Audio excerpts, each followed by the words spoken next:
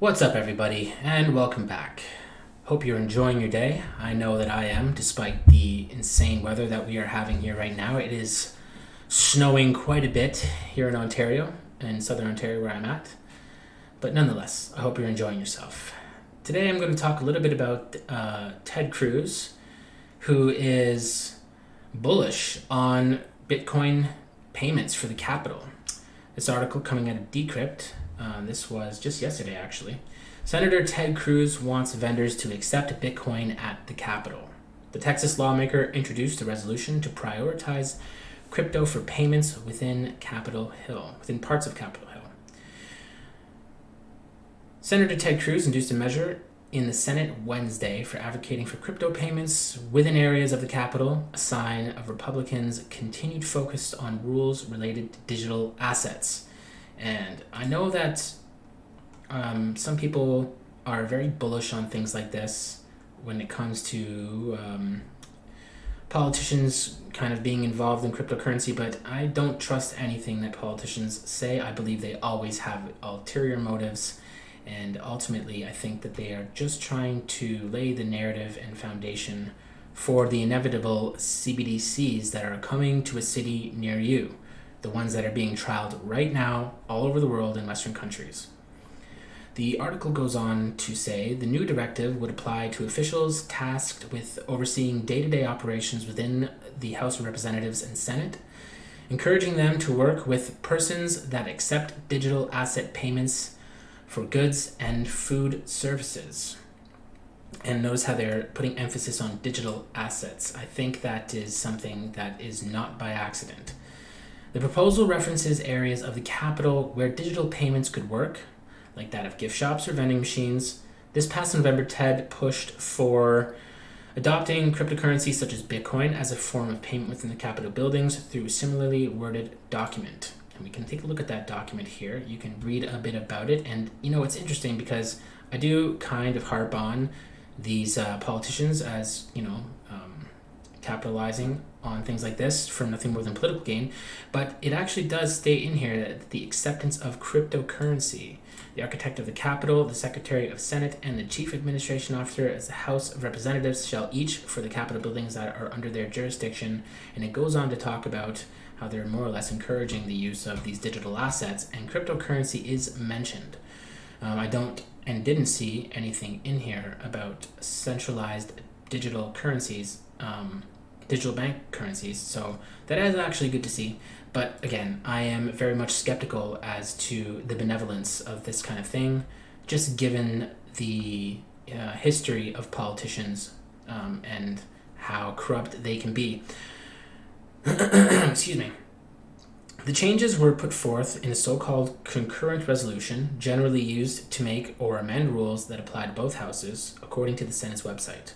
While it doesn't need the president's signature to take effect, the measure would still need to be approved by both the House and the Senate, and I don't see why it wouldn't be. Everybody knows that these politicians, for everything they might say about cryptocurrency, they are definitely buying Bitcoin, they are definitely buying Ethereum, and they have been the entire time. It's more or less just a matter of gauging public opinion as to whether or not it's palatable to start putting forth legislation that allows them to use it publicly.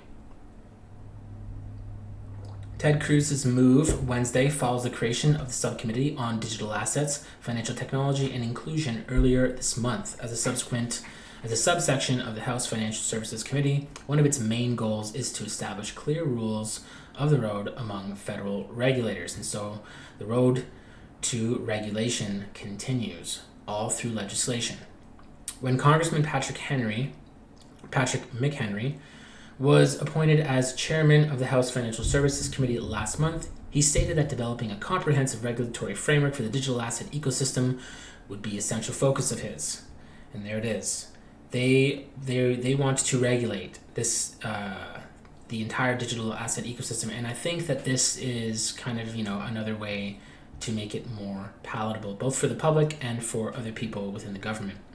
Over time, Texas has become a hotbed of activity for mining cryptocurrencies like Bitcoin, which is an industry that Cruz has largely embraced, which is true. After visiting a mining facility this past summer, the senator said, "I am proud to lead the fight for the crypto industry in the Senate." He posted here, "Today I had the pleasure of touring the largest Bitcoin mining facility in North America in Rockdale. I am proud to lead the fight for the cryptocurrency industry in the Senate. Texas will continue to be the center for crypto innovation." And so that's definitely interesting to see. I know that Ted gets mixed feelings from people, which is good. You should, like I said, not trust everything these people say, especially Ted. He likes to call himself a Republican, but I think he's more like a rhino, just given his history politically. His history of swinging for the crypto faithful goes back well beyond a year. In August of 2021, the Texan vocalized support for amending a $1 trillion infrastructure bill being passed at the time to exempt non-custodial firms like Bitcoin miners from an included tax reporting requirement. The effort ultimately failed, but Cruz later introduced legislation that sought to repeal the cryptocurrency provisions included in the Infrastructure Investments and Jobs Act entirely. Cruz is also one of the numerous elected officials, including Senator Cynthia Lummis, that have provided insight into purchases of Bitcoin through financial disclosures.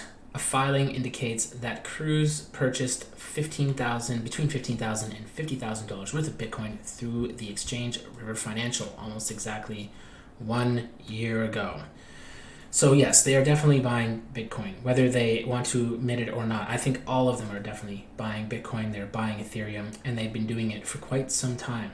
I would like to see, if anything, more of a push for self-custody and purchasing through more decentralized means of peer-to-peer would be much better, instead of these exchanges, them pushing different exchanges and centralized things that have to do with cryptocurrency in general, because as we've seen, centralized entities that are involved in the cryptocurrency space, for the most part, like 90% of the time, cannot be trusted, and they're always generally involved in massive amounts of fraud. You can look at the latest scandal with FTX, and then there was the now defunct Celsius. Celsius was a wannabe DeFi application. It was just a website. You went there. Apparently, you could get a yield on your cryptocurrency investments, similar to you just linking your wallet up to Aave and controlling your own yields. And Celsius turned out to be totally fraudulent and pretty much doing the same thing that Sam Bankman-Fried was doing with depositors' money, taking that money, investing in things with it, trading like a degenerate with it, and so forth, which is the case with most of these centralized things. So it's good to see Ted coming out swinging again for Bitcoin and cryptocurrencies. Again, I think it has a lot to do with self-interest as well, and as well to trying to appeal to his voter base. But I'm not entirely opposed to it. Again, we need people within government who are open to cryptocurrency more and more. I would just like to see him push for more self-custody options, because truthfully, that is the only way to protect yourself against centralized finance and things like the CBDC. It's really only the way to fight back against things like the CBDC and the inevitable centralization of digital assets through CBDCs and the eventual digital ID that is coming. I mean, these things are being trialed right now in many cities around the world. I think I mentioned before that Windsor, Ontario is trialing a CBDC, and I know that there's dozens of cities around the world that are doing the same thing, as well as trialing the digital ID, which will all be kind of tied together, and they'll be tied to some kind of health pass as well. And this will all be used to control your finances, to see where you're going, see who you've been hanging out with, and what you've been saying online. And this will all culminate into some sort of social credit score, which will be used to control what you do. So it is good to see Ted Cruz talking about Bitcoin and pushing for more use cases for Bitcoin, and kind of warming up people within the Senate and other parts of government into using it, kind of making it more of like a normal thing for buying goods and services, vending machines. That's kind of interesting, but I would hope to see more push for self-custody. instead of the centralization. But you can read a little bit more of this if you go to the website Decrypt and you look at this article. Like I was saying, you can actually look at the bill here. That was the resolution that was passed, and you can kind of read a little bit about it. It is definitely interesting, and it is, again, I remain skeptical overall of Senator Cruz's intentions and whether or not this is more or less just building the narrative for the eventual use of digital assets in the form of CBDCs. But that does remain to be seen, and I would be happy to be proven wrong on that.